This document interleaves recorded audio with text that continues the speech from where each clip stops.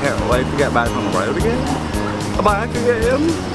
Dude, like for the baggers. Back home again. Back home again. In Indiana land. Hey everybody, welcome on in to Dirtyard Dish. My name is Rudy Lyon, your host for today. As usual, being the voice of CCW. Today what we got for you is another season preview, this being the third episode of season 3 of Dirtyard Dish, and it will be the second season preview featuring two teams, the Pork Pistols and the 8 Balls. These two teams played each other in the playoffs last year. The Pork Pistols got sent packing in a 2-game series that was a sweep by the 8 Balls, who eventually made it to the championship. And then 8 Balls would then succumb to the Noodlers in a 3-game thriller in the World Series. I'll start us off here just previewing the Pork Pistols, give you a little wrap up and a summation of their 2020 season. Last year was their second consecutive winning season in the league. In 2019 they were 9-8. In 2020 they were 12-11 with a 12-9 regular season record, and with those 2 losses in the playoffs bringing them to 12-11. As I mentioned, they exited the playoffs in the wild card round of the 8 Balls. A couple stats about this team, this being their 3rd season now in CCW. They, on offense, had the second most walks in the league, right behind, well, not right behind the 8 Balls. The 8 Balls take plenty of walks, so that was kind of funny that their matchup in the playoffs was the team featuring the 2 most walks in the league. But with all those walks, they also take a lot of strikeouts. The I guess historical stereotype of the Pork Pistols is they're there to see pitches, maybe get walks, and then with last year's lob pitch rule to try to play into hitting home runs when they get walked. Now with those K rates and walk rates, they were surprisingly last in team batting average. They do have some good hitters on their team. Maybe being slow pitch softball players caters them to the lob pitch rule when they do get walks, so we totally understand that.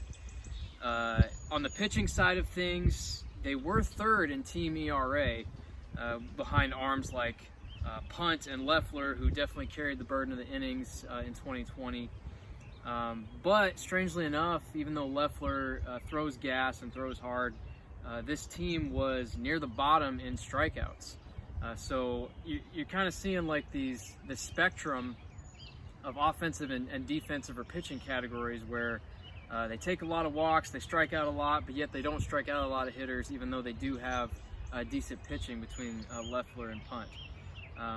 Looking forward though into their 2021, as we put those numbers into the rearview mirror, a key addition to keep in mind during the CCW free agent draft, Michael Plord was selected with the 4th overall pick.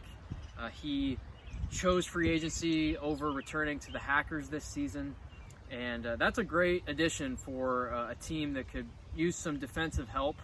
Having Plord being the reigning 2020 Defensive Player of the Year, he made some just amazing catches on this field that you see right behind me at the Dirtyard if you're tuning in on YouTube. He's been known to hound the left field wall or center field wall, where he can easily scale up and rob a homer and bring it back. He's long arms, long, lanky guy. Brings a decent bat to the plate too. He's a veteran. He's been around for a while, and just an overall great guy. I love having conversations with him, and I think he's going to be a good fit for this Pork Pistol team. A wild card player to consider as well. In some ways, you think this whole team is full of wild cards. But I think at the forefront of it is going to be the health of their pitching, and I will pinpoint, like I mentioned before, Christian Leffler and Tyler Punt. Punt came out throwing gas last year to start the season, but after a couple outings, his arm definitely wasn't up to the stamina that maybe is expected for a 2 to 3 month season, and he definitely was feeling some shoulder pain last year, and we'll see if maybe they do some load management things with both Punt and Leffler in order to have them healthy for the stretch run into the playoffs. Now, the strengths on this team what you should consider is that they are great competitors, even though they are near top and bottom in a bunch of those statistical categories. They do hang tough in a lot of games. They find ways to win it in multiple ways, whether it be a low-scoring affair or a slugfest. They beat my Yackers in a swing-off last year on opening day, tied 7-7, and they, in the first ever swing-off, they have the first swing-off win in CCW history. Now, another strength of theirs is obviously on the offensive side of things is manager Thomas Hopkins, who has been notorious for just getting on base. He had a great season last year, batted .371 with 10 homers and 10 doubles, one of the few players to get double-digit homers and doubles, so that definitely helps the slugging percentage for the Pork Pistols. A question that I have outside of maybe those wild cards would be just simply as those stats kind of mentioned, or at least the reading between the lines in those statistics, is balls in play. Like, this team just needs to put the bat on the ball to force teams to beat them defensively. Striking out and walking often, well, definitely not striking out is not going to win you games. Walking can, but you have to do it in a timely manner, and I think the 8 balls, they are the prime example of what it is to take timely walks and to use strategy instead of just, okay, we have our 5-hole hitter, he's our worst hitter, just tell him to take a walk. I think maybe need to think a little more creatively, try to push balls to the right side if they're playing to pull on a right-handed hitter. All those things come into play and can score you marginal runs that can make the difference between wins and losses. So I just think if they can cut down on Ks on the offensive side, maybe try to strike out more batters with a more abundant pitching staff this year, I think you could probably see a 3 to 4, maybe 5 game win-loss swing in their record in 2021. Now, all that wrapped up, I think looking at the team, knowing that they're an aging group of guys, they did complete a trade last offseason, Cody Fowler for Aiden Palmer, which didn't pan out on the Pork Pistol side. Essentially, they've lost 2 players in that trade as they sent Fowler to the short shorts, and then Palmer came in, then he entered free agency. They did add a few players, like I mentioned, Plord, and a couple other draft pick free agents. But ultimately, I don't know if they improved their roster in the offseason. I don't mean that to sound critical, but in the way that the league is improving around them, I'm hopeful that they can maintain the success, the early success in having winning records. But again, they're going to grind games out. I just think it's going to be enough for a 6th place finish this year. I'd love for them to prove me wrong. These guys love to get in my ear and prove me wrong all the time, whether it be on the field or off the field. So more power to you, Pork Pistols. Now we move on to the 8 Balls, who for the past 4 seasons, and since they joined CCW, have made a run to the championship game. They have won and lost in alternating years, with championships in 17 and 19 and losing in the championship in 18 and 20, both of those losses coming to the Noodlers. 2 very different Noodlers rosters, but nonetheless 2-2 in title games, and they pretty much run this league. So what can we tell you about them in their 2020?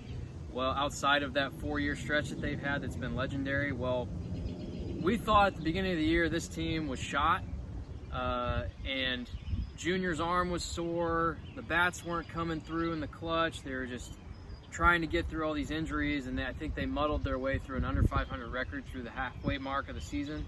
Well, they ended up finishing with an 18-12 record, 30 games, the most of any team played last year in CCW, and that is because they had to start in the wild card round as the 5 seed, win a do-or-die game against the Outlaws.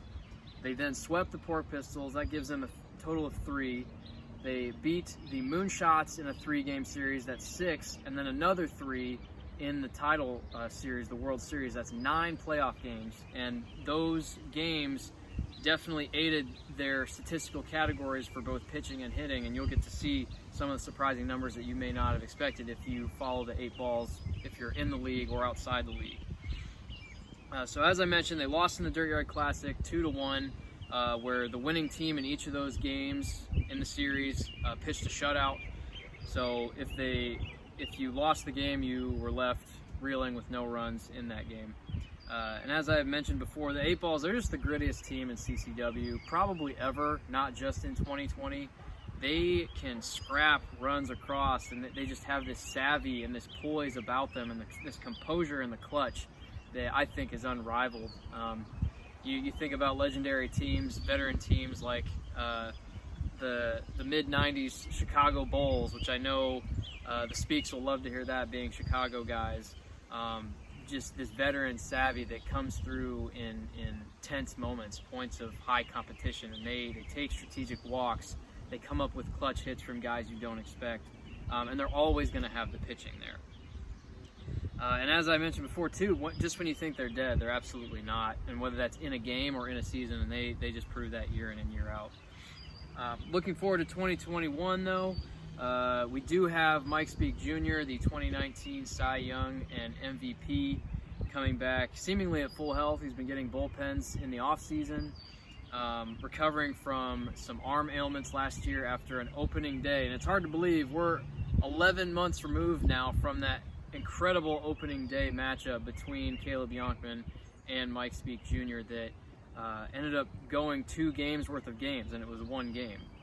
We had a 6-inning game that ended up going to 11 or 12, and both those pitchers pitched the entirety of that game, and I think that long game led to some arm issues for Junior for the rest of the season.